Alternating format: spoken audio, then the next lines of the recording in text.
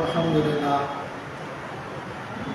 nahmaduhu wa nasta'inuhu wa nastaghfiruhu wa na'udzu billahi min shururi anfusina wa min sayyiati a'malina. May yahdihillahu fala mudilla lahu wa may yudlilhu fala hadiya lahu. Wa ashhadu an la ilaha illallah wa ashhadu anna Muhammadan abduhu wa rasuluhu amma ba'd. أعوذ بالله من الشيطان الرجيم بسم الله الرحمن الرحيم يا أيها الناس اتقوا ربكم الذي خلقكم من نفس واحدة وخلق منها زوجها وبث منهما رجالا كثيرا ونساء واتقوا الله الذي تساءلون به والأرحام إن الله كان عليكم رقيبا.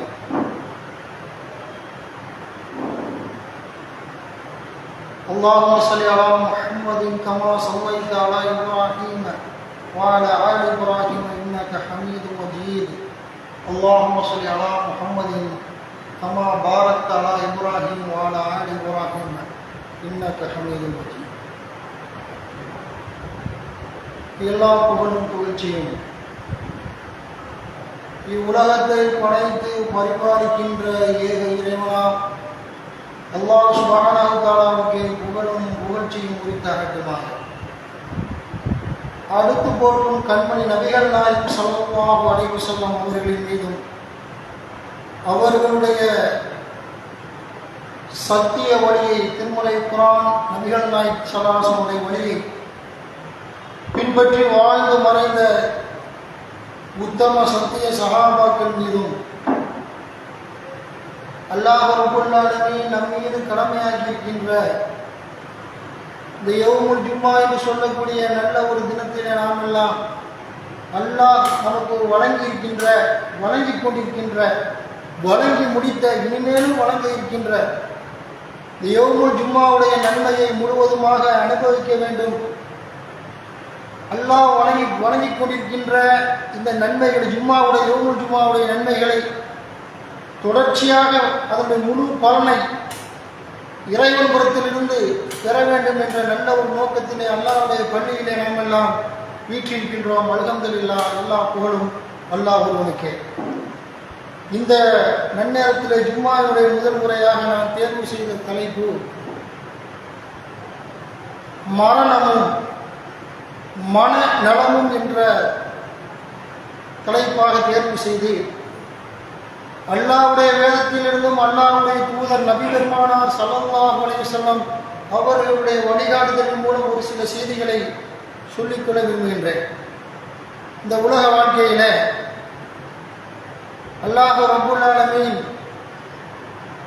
மரணத்தை பற்றி பேசும்பொழுது எதற்காக மரணத்தை அல்லாஹ் நிர்ணயித்தான், எதற்காக வாழ்வை அல்லாஹ் அமைத்தான். ஒரு குழந்தை துனியாவில் பிறக்குது, பிறந்து ஒரு குறிப்பிட்ட காலம் அல்லாஹ் நாடும் பொழுது பூமியில் வாழ்கிறது. சிறுவராக, இளைஞராக, வாலிபராக, அதுபோல முதுமையை தழுவக்கூடிய நிகழ்வை பார்க்கிறோம். இப்படி அதன் பிறகு மரணம். இது நம்ம ஒரு சராசரியான கணிப்பு.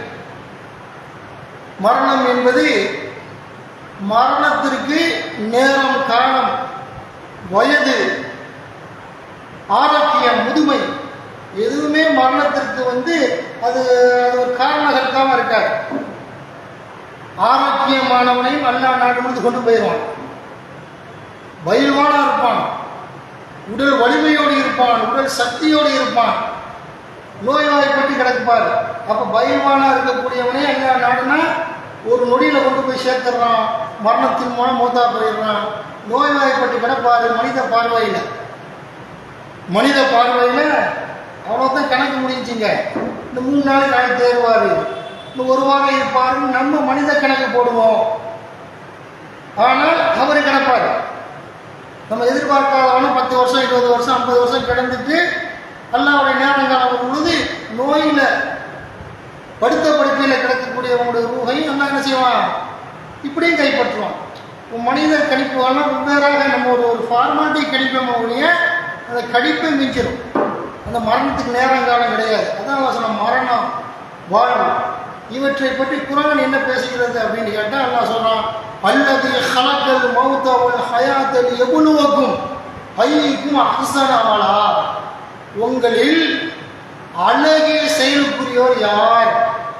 உங்கள துனியாவுடைய ஏகத்துவ கொள்கையை, தௌஹீதை, மார்க்கத்தை ஏற்று தன்னுடைய வாழ்வியல் நெறியாக எடுத்து நடக்கக்கூடியவர்கள் யார்?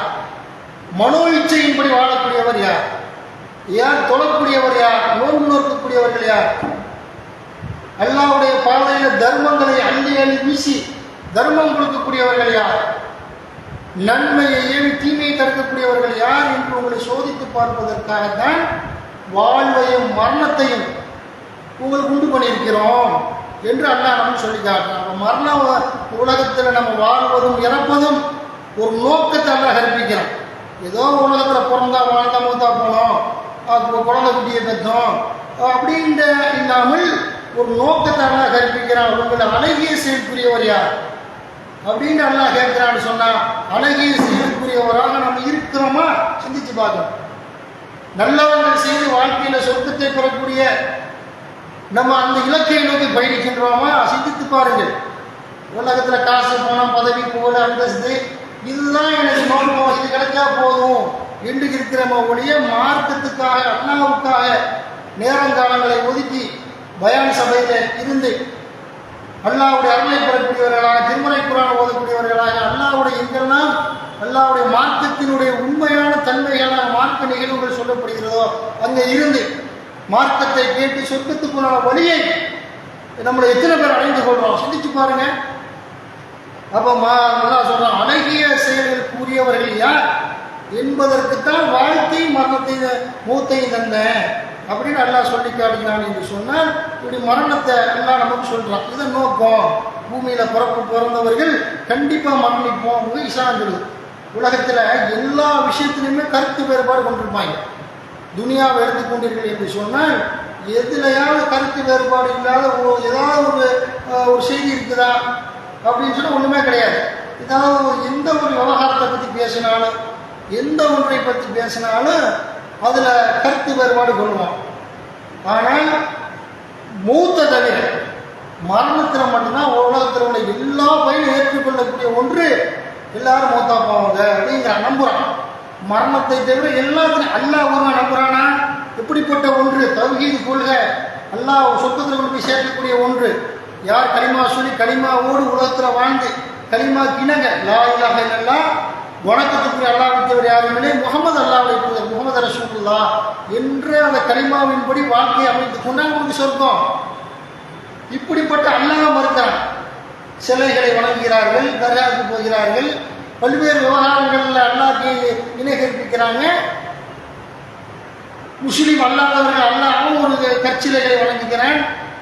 இப்படியெல்லாம் பார்க்கும் பொழுது அல்லாஹ் ஒருவனையே மறுக்கிறான். முரண்பாடாக இருக்கிற இவன் என்ன செய்யறான்? மனித சமுதாயங்களில் பல பிரிவுகளாக இருந்து கொண்டு அல்லாஹ்லாம் இல்லைங்கிறான். கற்சிலைகளை வணங்கக்கூடியவனாக இருக்கிறான். ஏக இறைவனை மறுக்கிறான். கருத்து முரண்பாடு. மூத்தா ஒரு விஷயத்தை கருத்து முரண்படுறான்னா வேற பார்க்குறான். மூத்து எல்லாருக்கும் உண்டு தானங்க அப்படிங்கிறான். மரணம் என்பது எல்லாருக்கும் உண்டு பார்க்குறான். தகப்பன் இறந்து போகக்கூடியதை பார்க்குறான், மாமன் இறந்து போகக்கூடியதை பார்க்குறான், மனைவி இறந்து போகக்கூடியதை பார்க்குறான், தன்னுடைய அக்கால் தங்கை இறந்து போகக்கூடியதை பார்க்குறான், நண்பர்கள், தெருவாசிகள், ஊரார்கள், உற்றார்கள், இப்படியே மரணத்தை பார்க்குறான். அவனை சுற்றி உள்ளவர்கள் மரணிக்கிறார்கள். தானும் ஒரு நாள் மூத்தா போயிடுறான். அவன் நினைக்கிறான் இதில் கருத்து வேறுபாடு கொள்வதற்கு எதுவுமே இல்லை, மௌத்து தாங்க, எல்லாரும் மூப்போம், மூத்தா போவோம். யார் உலகத்தில் பிறந்தார்களோ பிறந்த அத்தனை பேரும் மரணிப்போம் என்பதில் உறுதியாக இருக்கிறானா இல்லையா? மரணத்தில் உறுதியாக இருக்க கருத்து வேறுபாடு இல்லாத ஒன்று உலகத்தில் ஒரே ஒரு காரியம் அல்லது ஒரு செயல், இந்த மாதிரி கருத்து வேறுபாடு இல்லாத ஒன்று உலகத்தில் இருக்கிறது என்று சொன்னால் அந்த மரணம் தான். மௌத்து விவகாரத்தில் மரண விஷயத்துலலாம் எல்லாரும் மரணிப்போம், ஒரு காலத்தில் கண்டிப்பாக மூத்தாப்போம் என்பதில் எல்லாரும் உறுதியாக இருக்கிறான். இந்த மரணத்தை எப்படியெல்லாம் சந்திக்கிறான். அண்ணா என்ன சொல்கிறான்? மரணங்கள் விஷயத்திலேயே எவ்வளோ இருந்தாலும் நம்ம இன்னும் வாழணும், உலகத்தில் இன்னும் வாழணுன்றதான் ஆசைப்படுறாங்க. உலகத்தில் மரணத்தை விரும்பக்கூடியவங்க யாராவது இருக்கிறாங்களா? யாருமே இல்லை. படுத்த படுக்கையில் நோய்வாய்ப்பட்டு கிடக்க இருக்கிறாங்கல்ல, மலஜலம் கிடைக்க முடியலை, குடும்பத்தினுடைய மகள் பேரன் பேத்திக்கு யாருமே பார்க்க மாட்டேங்கிறாங்க. பார்ப்பதற்கு கூட அந்த முதியோராக போன பிறகு என்ன முகத்தை சுழிச்சிக்கிட்டு 4 வார்த்தை பேசிக்கிட்டு அப்படியெல்லாம் என்ன செய்கிறாங்க? பார்க்கும் பொழுது அவங்களுக்கு என்ன செய்வாங்க? முதுமை வாழ்ந்து முடிஞ்சு முதுமையினுடைய கடைசி எல்லையை தாண்டிய பிறகு மக பேசுது, பெற்ற பிள்ளை மகன் இந்த சமயத்துக்கு ஒரு மூத்து வராதா இப்படிலாம் கேட்குறாங்க. மார்க் அறிவு இல்லாமல் இன்னும் கிடக்குது. அதோடு ஒருத்தர செத்து போச்சே ஒத்தா போச்சேங்கிறான். தன்னுடைய தாயை பார்ப்பது அவன் மீது கடமை, அந்த மகன் மீது கடமை. இப்படியெல்லாம் பார்த்தா இவனமாய் நரகத்துக்கு குளிக்கிறது யாரும் இல்லை. நபிகள் நாயகம் ஸல்லல்லாஹு அலைஹி வஸல்லம் மெம்பரில் ஏறும்பொழுது 3 துவாக்களுக்கு ஆமீன்றாங்க. யார் சொன்னான்? ஜிப்ரீல் ஸல்லல்லாஹு அலைஹி வஸல்லம் காட்சி தந்து ஒரு 3 விவகாரத்தை பற்றி சொல்லும்போது ஆமீன்கிறாங்க. ஒன்று என்ன? யார் ரமலான் மாதத்தை அடைந்து அதை வீணடிக்கிறானோ, இன்னும் அடைஞ்சிடும் 2 மாதம் கிடைக்குது, ஜமாத்தில் ஆகிர முடிய போகுது, ரஜபு ஷாபான், அப்புறம் நோன்பு வந்துடும், 2 மாதம் தான், இதை கழிச்சுட்டீங்கடா. ரசூலுல்லாஹ் சொன்னாங்க, ரமலான் மாதத்தை யார் அடைந்து அவன் இபாதத்துக்கள் செய்யவில்லையோ, அல்லாஹ்வுடைய அருளை பெறவில்லையோ, அவன் நாசமாகட்டும். ஜிப்ரீல் மெம்பரில் நின்று ரசூலுல்லாஹ் உரையில் இருக்கும்போது ஜிப்ரீல் இருந்து எல்லாம் காட்டுற ரசூலுல்லாஹ் இப்படி துவா செய்ய ஆமீன்னு சொல்கிறாங்க. மறுபடி என்ன? யார் பெற்றோரை அடைந்து, ஒருவரையோ இருவரையோ பெற்றோரை அடைந்து அவர்களை சரியாக பார்க்காமல் கவனிக்காமல் அவங்க மூத்தா போயிட்டாங்கன்னு சொன்னால், அந்த தாய் தகப்பனுக்கு செய்வதை கடமைகளை நிறைவேற்றாமல் தாய் தகப்பன் மரணத்தை தள்ளிவிட்டார், இவன் நாசமாக போகட்டும். பார்க்கலை இல்லை என்று சொல்கிறாங்க. அவர் ஜிப்ரீல் சொல்லும்போது சொல்ல ஆமீங்கிறாங்க. அதுபோல் ரசூலுல்லாஹ் என்ன சொல்கிறாங்க அப்படின்னு கேட்டால், முகமது நபின்னு என்னுடைய பேரை சொல்லி நபிகள் நாயகம் என்று பேரை கேட்ட பிறகு ஸல்லல்லாஹு அலைஹி வஸல்லம் அல்லாஹும்ம ஸல்லி அலா முஹம்மதின் அல்லாஹும்ம ஸல்லி அலைஹி வஸல்லம் இது போன்ற அந்த ஸலவாத்துக்களை சொல்லவில்லையோ அவன் நாசமாகட்டும் ரசூலுல்லாஹ் சொன்னாங்க என்று சொன்னால் நாசமாக அழியட்டும், அல்லாஹ்வுடைய கோபத்தை பரட்டுன்னு அப்படியே மௌத்தா போடணும்னு அர்த்தம். அல்லாஹ்வுடைய அருளுக்கு தூரமாக போய் நரக படுகொலைக்கு போகணும் என்பதற்காக சொன்னாங்கன்னு சொன்னால் இந்த நிலையில் கடைசியில் மரணத்தை எப்போ விரும்புவாங்க? நம்மளை பார்க்க ஆள் இல்லை, முகம் பிடிக்கிறாங்க, வேற விதமாக பேசுகிறாங்க, பிள்ளைகள்லாம் இப்படிங்கும்போது மரணத்தை விரும்புவாங்க. அது எல்லாம் வாழ்வு முடிந்த பிறகு அது உண்மைதான். அப்படியெல்லாம் ஒரு கடைசியில் இல்லை. இளமையில் விரும்புவீர்களா, வாலிபத்தில் விரும்புவீர்களா? மரணத்தை எவ்வளோ விரும்ப மாட்டான். உலகத்தில் உயிர் வாழணும், உலகத்தில் உயிர் வாழணும் என்பதான் நோக்கமாக இருக்கிறது என்பதை பார்க்கிறோம். இந்த மரணம் இப்படியெல்லாம் வரும். நம்ம நினைப்பது போன்றல்ல, எங்கே வேண்டாலும் மரணம் வரலாம். மரணத்திற்கு எப்படி அச்சம் படுறாங்கிறத நம்ம பார்க்கிறோம். சமுதாயத்தில் 2:19 அல்லாஹ் சொல்லி காட்டுகிறான். أو كصيب من السماء فيه ظلمات ورعد وبرق يجعلون أصابعهم في آذانهم من الصواعق حذر الموت والله محيط بالكافرين.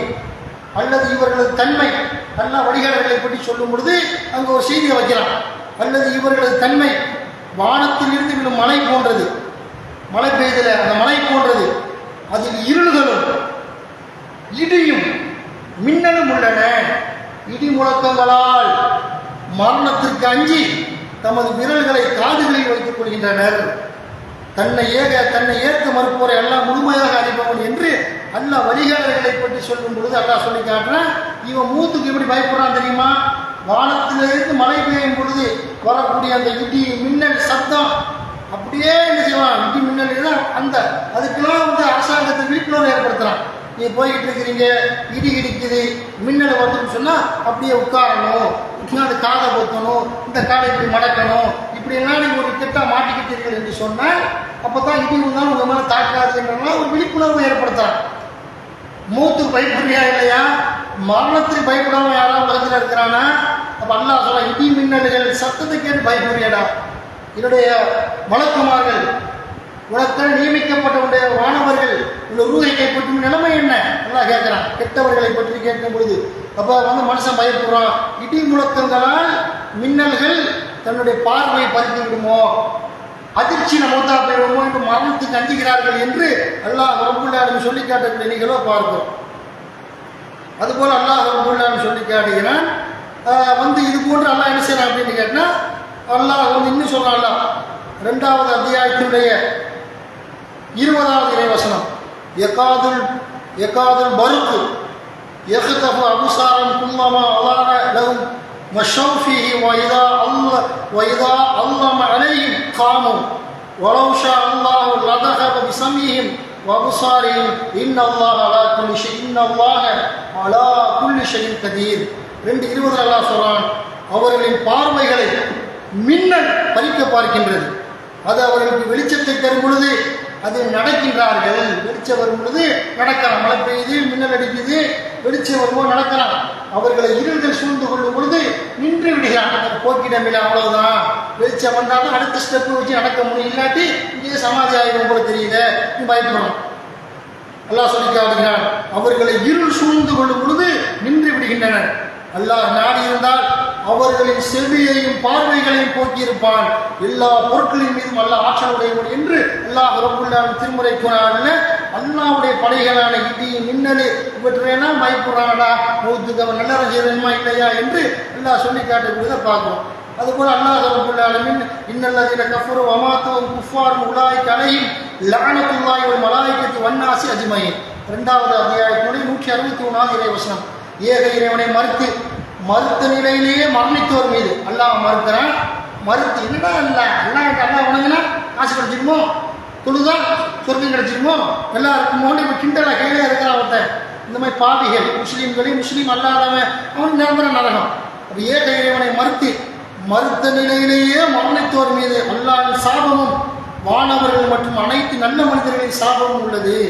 அல்லாஹ் சொல்றான். காலிதின ஃபீஹா லா யഖஃபஃபு அன்ஹுல் அஸாப் வலாஹும் யுன்வரூன்.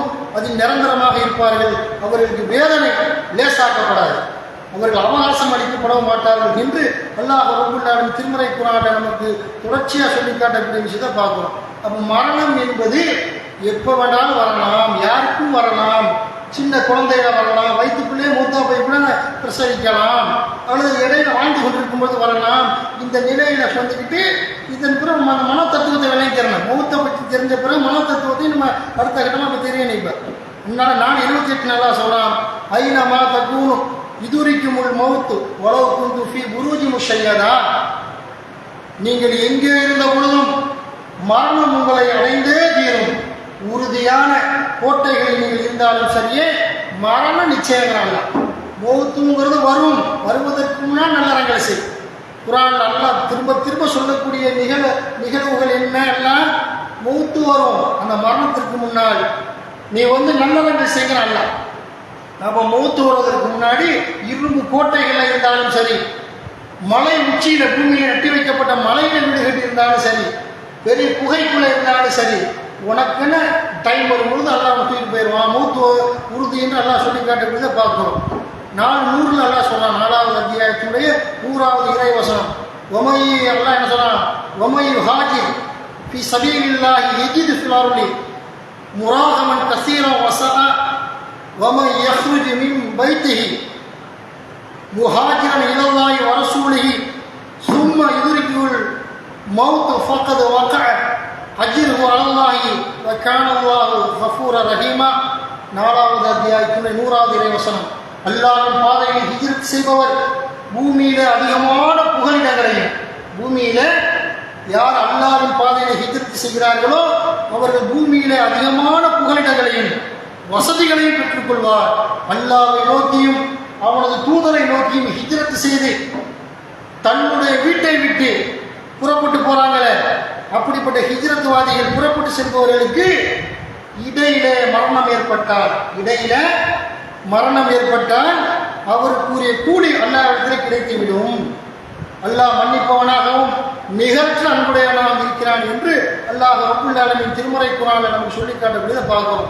அல்லாஹ்வுடைய பாதையில் ஏகத்துவத்திற்காக அபூ ஜஹல், உத்பா, ஷைபா போன்ற இறை மறுப்பாளர் காஃபிர்கள் சஹாபாக்களை அடித்து துரத்தி அனுப்பினார்களே, கொலை செய்தார்களே. அவர் ரசூலுல்லாஹ்வுடைய அனுமதியின் பேரில் ஹிஜ்ரத் போறாங்க. எத்தியோப்பியா அபிசீனியாவுக்கும் மதீனாவுக்கும் என்றெல்லாம் 2 ஹிஜ்ரத், ஒரு ஹிஜ்ரத் போனாங்கல்ல.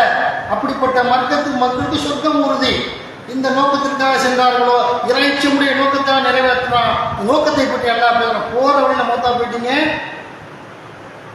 சொர்க்கம் கிடைக்கும், அல்லாஹ்வுடைய அருள் உங்களுக்கு இருக்கிறது, இறைவன் மன்னிப்பவனாக இருக்கிறான், நிகழ்ச்சி அன்புடையோன், உங்க நோக்கத்தை அல்லாஹ் நிறைவேற்றான்னு அல்லாஹ் சொல்லி காட்டுறான்னு சொன்னா இடையில மரணம் எப்போ வேணாலும் வரலாம், புரிந்து கொள்ள வேண்டும். நபிகள் நாயகம் ஸல்லல்லாஹு அலைஹி வஸல்லம் மார்க்கம் தான் நமக்கு சொல்லுது. மரணத்தை பொறுத்த வரைக்கும் அல்லாஹ் எப்போ வேணாலும் எல்லாத்தையுமே நம்ம என்ன செய்யறோம், எல்லாம் நம்ம தேடி போறோம். சம்பாத்தியத்தை நம்ம தேடி போறோம், பதவியை நம்ம தேடி போறோம், புகழை நம்ம தேடி போறோம். இவன் என்ன செய்யறான், இவனுக்கு தானே இவனை புகழப்பட வேண்டும்னு வாழ்க்கை சொல்லி விட்டான். இவர் எப்படிப்பட்டவர் தெரியுமா, இப்படிப்பட்ட தலைவர் தெரியுமா, இவர் இல்லாவிட்டால் அந்த ஊர் கிடையாது, தெரு கிடையாது, அப்படிப்பட்ட வள்ளல் இப்படிப்பட்ட வள்ளல் என்ன செய்யறான், தான் பிரபலியாக வேண்டும் என்பதற்காக மக்கள்கிட்ட ஒரு மாயை உண்டு பண்ணி புகழை தேடுறான், புகழ்ச்சியை தேடுறான். ஆனால் எல்லாத்தையும் நீ தேடி போறா, மரணம் உன்னை தேடி வரும். இன்னல் மௌத்தல தஃபீருன மின்ஹு ஃபஇன்னஹு முலாகீக்கும்.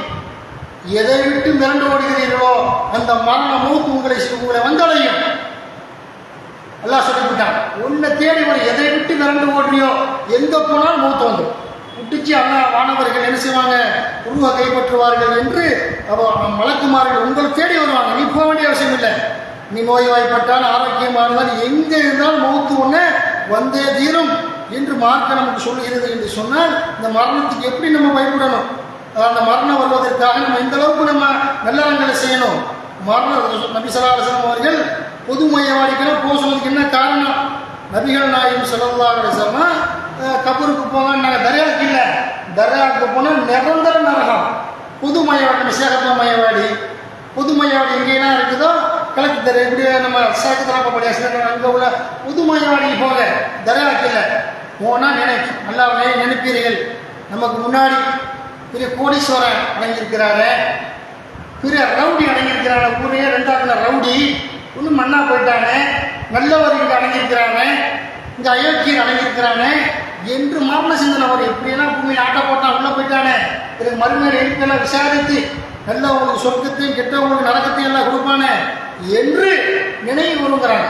அப்போ கபூர் ஜியாரத்துக்கு போனீங்கன்னு சொன்னால் தர்காவுக்கு போனால் நிரந்தர நரகம். திரும்ப ஒரு சொல்லிக்கிறேன், என்னை இப்படி குழப்பிடக்கூடாது. புது மையவாடி போக மாட்டான், பேய் நிற்குதுமா, புது மையவாடிக்கு நம்ம தர்காவுக்கு போவோம், ஆம்பளை பொம்பளை கடலுக்கு எல்லாம் இருக்குமில்ல, ஒரு சேலுக்கு தலைவலி எல்லாம் தர்காவுக்கு போவாங்களே ஒழிய புதுமையவாடி யாராவது போவானா?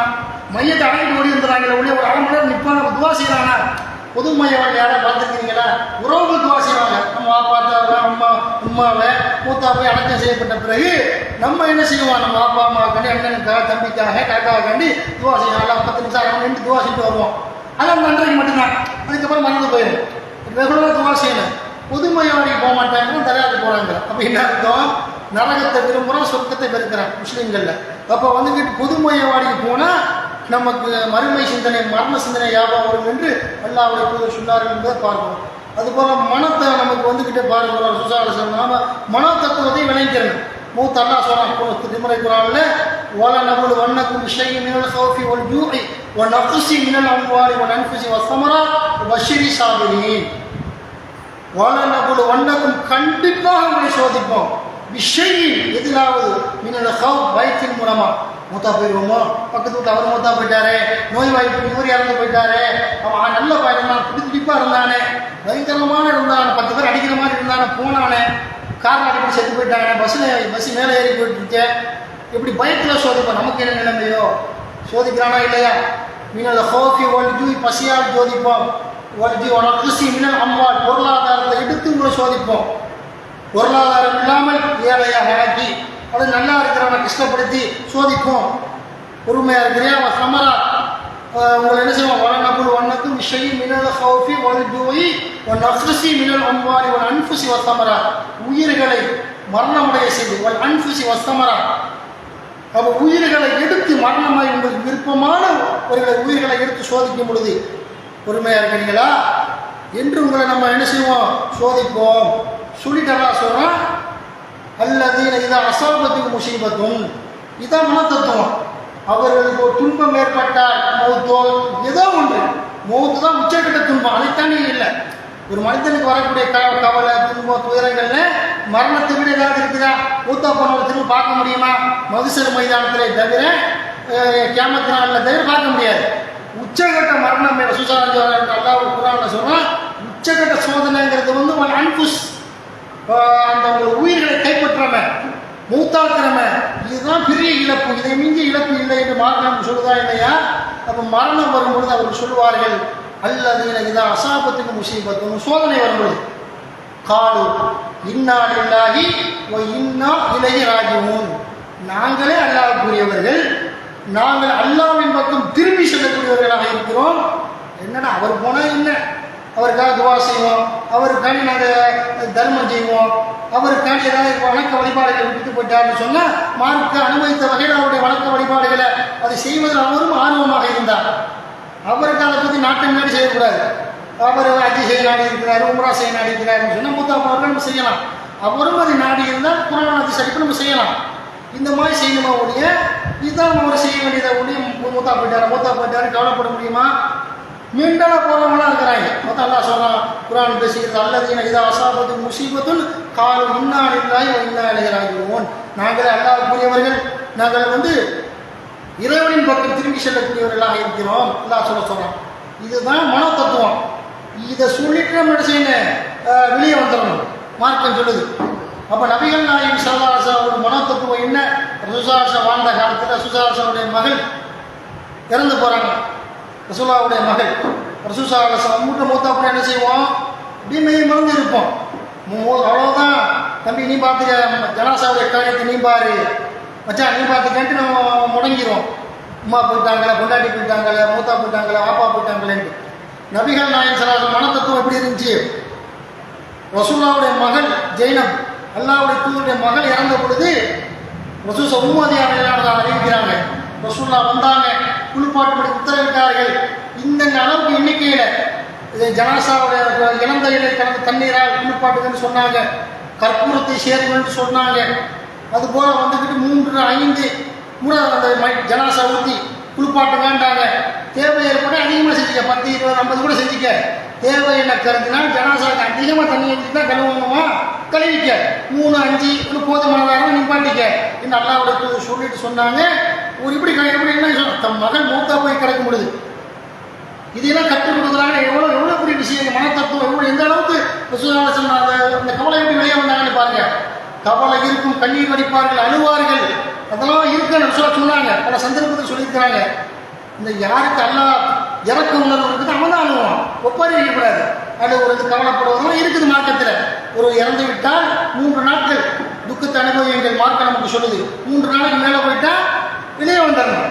யாரெல்லாம் நீ தான் போக்கிடாமல் சொர்க்கத்து கூடாதுல அப்படின்ட்டு அப்படின்னு பார்க்கலாம்னு சொன்னால் அல்லாஹ்வுடைய மார்க்கத்தில் எப்படி. அதுபோல் கணவன் இறந்து விட்டாலும் மட்டும்தான் ஒரு மனைவி 4 மாதம் 4 மாதம் 10 நாள் அவங்க யுத்தா இருக்கக்கூடிய இதான குடும்பம் செய்வதில்லை, காத்திருப்பு காலம். அவங்க யுத்தா இருக்கணும், துன்ப அந்த கவலையை மனசில் வச்சுருப்பாங்க என்பதை பார்க்கிறோம்.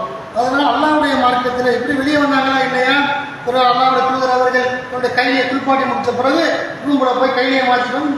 என்னுடைய இந்த ஆடையால் கைலியால் என் மகளை நீங்கள் கஃபன் இடுங்கன்னு சொல்கிறாங்க. இப்படியெல்லாம் மன தத்துவப்படி சுசாலசன் இந்த அளவுக்கு சொன்னாங்க என்பதை பார்க்க முடியுது என்று சொன்னால் இப்படி இருக்கணும்.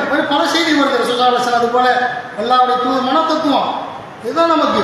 அல்லாஹ்வுடைய தூதர் மகன் இப்ராஹிம் இறந்து போகிறாரு, சின்ன பையன், 1.5 வருஷத்துக்குள்ள. மக்கள் பேசிக்கிறாங்க, சூரிய கிரகணம் சந்திர கிரகணம் ஏற்படுது. என்ன பேசுகிறாங்க அப்படின்னு கேட்டால், இது நபிகள் நாயகத்துடைய மகன் இறந்து போயிட்டாருலங்க.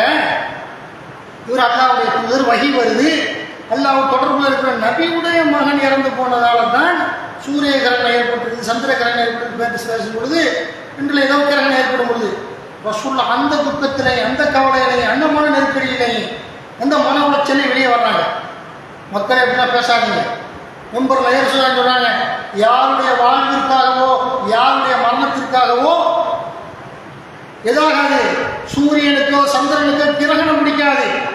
சூரியனுக்கும் சூரிய அந்த கிரகணங்கள், சூரிய சந்திர கிரகணங்கள் அல்லாஹ்வுடைய அத்தாட்சிகளில் சான்றுகளில் உள்ளது. அதை கண்டால் தொழுவுங்கள், தர்மம் கொடுங்கள், பாவ மன்னிப்பு தேடுங்கள் என்று அல்லாஹ்வுடைய சொல்லிட்டு போனார்கள் சொன்னார். இப்படி மன தத்துவமாக இருக்கு. நிறைய உள்ளிருக்கல அல்லாஹ்வுடைய தூதருடைய மன வலிமை என்பது அந்த அளவுக்கு. உகது போரில் கொல்லப்பட்டவங்க தான் தொழுகை நடத்துகிறாங்க. ஜனாதிபதி, வல்லரசின் தலைவர் எப்படி இருக்கணுமா, போச்சே படை வீரர்கள்லாம் மொத்தம் போயிட்டாங்க, அப்படியே கிளம்பினாங்க, முடிஞ்சேன்ட்டு உகது போரில் கொல்லப்பட்டவங்களை தொழுகையை நடத்தி அல்லாஹ்வுடைய அடக்கலாம்னு சொன்னால், உட்குழியில் குரானை ஓதித்திருந்தவர்களை 2 பேர் 3 பேரை கவனிட்டு ஒரு துணியில் உட்குழியில் குரானை ஓதித்திருந்தவர்கள் கீழே உள்ள குழியில் அதுக்கு அடுத்த நிலையில் உள்ளவங்கன்னா உள்ளே வச்சு சுதாரிச்சு வந்தாங்கன்னா என்ன அர்த்தம், பெருமானார் ஸல்லல்லாஹு அலைஹி வஸல்லம் அவருடைய மன வலிமை கவலைத்தான். அழுவணும், மாற்றுக்கருத்தில் அழுதார்கள். சஹாபாக்களை கேட்டாங்க, ஏன் அழுவுறீங்க? தன்னுடைய பேரை மூத்தா போகிற நேரத்தில் அவருடைய மேலே இணை ஒரு போயிட்டு வருது நெஞ்சு. ரசூலுல்லாஹி சஹாபாவை கேட்கும் பொழுது இது அல்லாஹ் ஏற்படுத்தின இறக்க உணர்வுன்றாங்க. அழுக வரும், கவலை வரும், எவ்வளோ நாளைக்கு இருக்கணும், அதான் மார்க்கம் சொல்லுது. அப்போ அந்த லிமிட் 3 நாள், இந்த லிமிட்டில் வெளியே வரக்கூடியவர்களாக இருக்கணும். இதை உணர்ந்து அல்லாஹ்வுடைய உகது போரில் என்ன செஞ்சாங்க, கொல்லப்பட்டவர்களுக்காக தொழுகை நடத்தி அவங்களுக்கு பாவ மன்னிப்பு தேடி இது பண்ணாங்கன்னா எவ்வளோ போர் வீரர்கள் இறந்துருக்கிறாங்க. அடுத்து உருவாக்க முடியும் 50, 1000, 200, 300 போர் வீரர்களை கொல்லப்பட்டவங்களை வெளியே அல்லாஹ் உதவி தேடுறாங்க. அவங்க சொர்க்கத்தை கொடு, படை வீரர்கள் அதிகப்படுத்தி துவா செஞ்சாங்களா இல்லையா, இதெல்லாம் உணர்ந்து கொண்டு அதில் வெளியே வரக்கூடியவர்களாக பார்க்கணும். பாதிக்கப்பட்டிருப்பாங்க. ஆம்புலன்ஸ் சத்தம் நம்ம குடும்பத்தை யாராவது தூக்கிட்டு ஆம்புலன்ஸில் போகிறவங்க மொத்தம் போயிடுவாங்கன்னா குடும்பத்தை ஆம்புலன்ஸ் சத்தம் கேட்கும், காதில் வரல வச்சுக்கிறது, மூடி ஆம்புலன்ஸு மரண அறிவிப்பு கேட்கும். என்ன செய்வாங்க, மூடி கீழே குஞ்சுக்கிறது பெண்கள்லாம் ஆண்கள்லாம். ஏன் இங்கே வாப்பா மூத்தாப்பும் பலேசர் அறிவிச்சாங்கல்ல, யார் மூத்தா போனாலும் அறிவிக்கணும் பயந்துக்கிறது, பயப்படுறது. ஒரு ஆம்புலன்ஸ் எங்கள் வாப்பா தூக்கிட்டு போனாங்க அம்மாவை, ஆம்புலன்ஸ் சத்தம் கேட்டால் வீட்டுக்குள்ளே வந்து இப்போ பயந்து மன தத்துவம் இதெல்லாம் உளவியல் ரீதியாக பாதிக்கப்பட்டிருக்கிறாங்க. வெளியே வந்துடணும், நல்லா போக்கிட்டோம்டா, இதெல்லாம் நம்ம அவங்க மூத்தா போனோம் நம்மளும் மூத்தா போவோம் என்று உணர்ந்து கொண்டு அல்லாஹ்வுடைய தூதர் வழிகாட்டி அடிப்படையில் நினைச்சாங்கன்னா மனோ தத்துவமாக உளவியல் ரீதியாக என்ன காணும், நாங்கள் அல்லாஹ்வுக்குரியவர்கள், இன்னா லில்லாஹி வ இன்னா இலைஹி ராஜிஊன் நம்ம அல்லாஹ்வுடைய பொறுப்பை சொல்லிட்டு உலகத்தில் பயணிப்போம் என்று சொல்லி ஜும்மாவுடைய முதல் உரையை நிறைவு செய்கிறேன். யா அய்யுஹல் நாம் தக்குல்லாஹ ஹக்க துகாத்திஹி வலா தமூதுன்ன இல்லா வ அன்தும் முஸ்லிமூன்.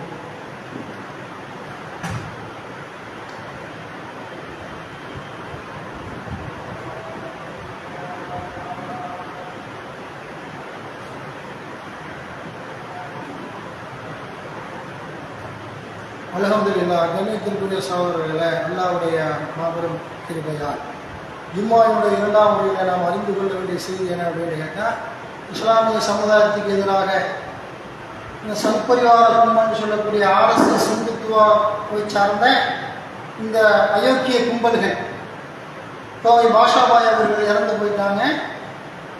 அவர் இஸ்லாமிய சமுதாயத்திற்காக அன்றைக்கு டம்மி பிசா இருக்கிறாங்க இயக்கங்கள்லாம். இன்றைக்கு வேணா கொஞ்சம் பேர் சொல்கிற மாதிரி இருக்கிறாங்க. போனால் 1000 லட்சம் பேர் கூடிடலாம். அன்றைக்கெல்லாம் பார்க்கும்போது 1990 80கள்லாம் பழனி பாபா தான் பதிலடி கொடுத்தாரு சங் பரிவார் RSSகார பயிர்களுக்கு. கோவை பாஷாபாய் அவர் அந்த மாதிரியான சில நம்ம ராஜா ஹுசேன், ராமநாதபுரம் ராஜா ஹுசேன், இந்த மாதிரி ஆட்களுக்காக அன்றைக்கு போக்கிடமாக இருந்து சமுதாயத்திற்காக குரல் கொடுத்தவங்க. இன்றைக்கு ஏற்று வந்துட்டீங்க. அப்படிப்பட்ட ஒரு நல்ல மனிதர் சமுதாயத்துக்காக ஜெயிலுக்கு போனார். முஸ்லீம்கள் குண்டு வச்சதை எடுத்துக்கிட்டே வைங்க, அரசாங்கம் கைவிட்டான், போலீஸு கைவிட்டான், நீதிமன்றம் கைவிட்டான் என்று தெரிஞ்ச ஒரு சில இடங்களில் தவறு தான், நியாயப்படுத்தலை. குண்டு வச்சாங்க. ஒரு அந்த மாதிரி குண்டு வைப்பதுக்கு திமுக தான் காரணமாக இருந்தாங்க.